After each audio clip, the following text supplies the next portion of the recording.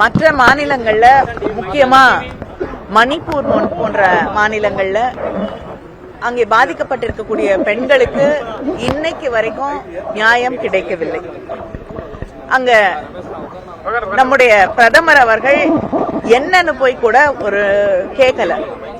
ஆனா அண்ணா பல்கலைக்கழகத்துல ஒரு குற்றம் நடந்திருக்கிறது, ஒரு பெண் பாதிக்கப்பட்டிருக்கிறார்.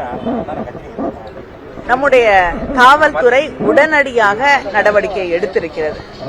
காவல்துறை நடவடிக்கை எடுத்த பிறகு இப்ப கேஸ் கோர்ட்டுக்கு போய் நீதிமன்றத்துல வழக்கு சரியாக நடத்தப்பட்டு அந்த குற்றவாளிக்கு நியாயமான தண்டனை கிடைப்பதுதான் அந்த பெண்ணுக்கான ஒரு நியாயம் கிடைத்ததாக இருக்கும். இப்ப அதுலதான் நம்ம கான்சென்ட்ரேட் பண்ணணும். அதுதான் முக்கியம். ஏன்னா கைது செய்யப்பட்டு விட்டது, நடவடிக்கை எடுத்துட்டாங்க.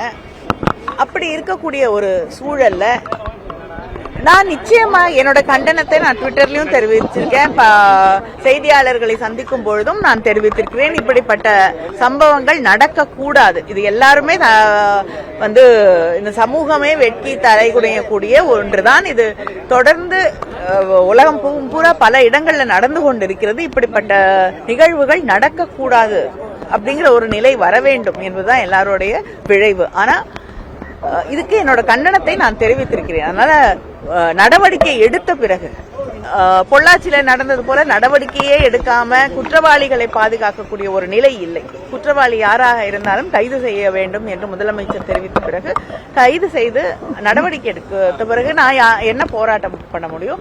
நீதிமன்றம் நியாயமாக தீர்ப்பு வழங்க வேண்டும், அந்த வழக்கு சரியாக நடத்தப்பட வேண்டும் என்பதுதான் கண்காணிக்க வேண்டும். கூட்டணியில் இருக்கக்கூடிய கட்சிகளும் கூட யார் அந்த சார் அப்படிங்கறது சந்தேகம் இருக்கு. அந்த பெண்ணுடைய பார்வையில இருந்து அந்த வெளிப்படையா சொல்லணும் அப்படிங்கறது இல்ல. அந்த பெண் எப்படிங்க, அவங்களுக்கு எப்படி தெரியும்? அது விசாரணை நடந்து கொண்டிருக்கிறது. காவல்துறையும் அந்த போன் அப்போ ஏர்பிளைன் மோட்ல இருந்ததுங்கிறாங்க. விசாரித்துக் கொண்டிருக்கிறார்கள். விசாரணையிலே அது வெளிப்படலாம், அல்லது அப்படி ஒரு நபர் இல்லை என்றும் தெரிய வரலாம். அதனால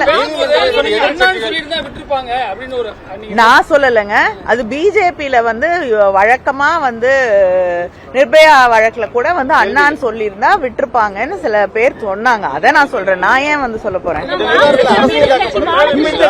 நீதிமன்றமே இது அரசியலாக்கப்படுகிறது அப்படின்னு சொல்லிட்டு சொல்லி காட்டியிருக்காங்க. இது அரசியலாக்கப்படுதுன்னு நினைக்கிறேன். நிச்சயமாக அரசியலாக்கப்படுகிறது. நடவடிக்கை எடுத்த பிறகு போராடக்கூடிய ஒரு சூழல் இருக்கும் பொழுது எதிர்கட்சி அதை கையில எடுத்துக்கொண்டு அரசியலாக்கத்தான் பார்க்கிறார்கள். எஃப்ஐஆர் லீக் கூட கொஞ்ச நாள் வரைக்கும் பிஜேபி பேசிட்டு இருந்தது. அதுக்கப்புறம் இல்ல. ஆனா அந்த தலைவர்களே அது அவங்களோட ட்விட்டர் பக்கத்திலையும் வெளியிட்டார்கள். அது மிக தவறான ஒன்று. ஆனா அதற்கு காரணம் தமிழ்நாடு அரசு இல்லை.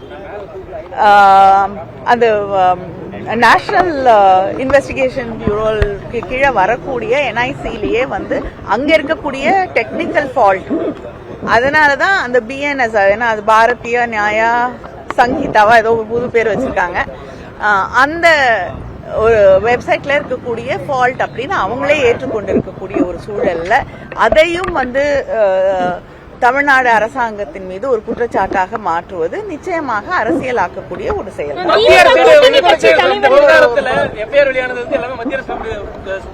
தவறுகளை சுட்டிக்காட்டீங்க. பாஜக மாநில அண்ணாமலை சவுக்கா அடிச்சுக்கிட்டாரு. என்னங்க சொல்ல முடியும் அதுக்கு? குஷ்பு ஆடுகள் அடைக்கக்கூடிய இடத்துல நேற்று மதுரையில் அடிச்சிட்டாங்க அப்படின்னு சொல்றாங்க. எதனால மேடம் அது மாதிரி? எனக்கு ஆடுகள் அடைக்கக்கூடிய இடத்துல ஆடுகளை விட்டுட்டு ஏன் மனுஷங்களை அடைக்க போறாங்க?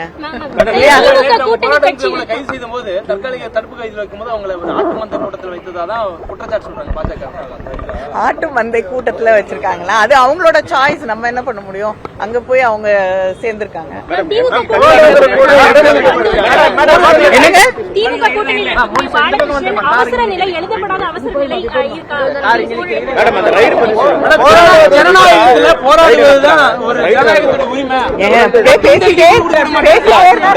முடிக்க மாட்டேன்.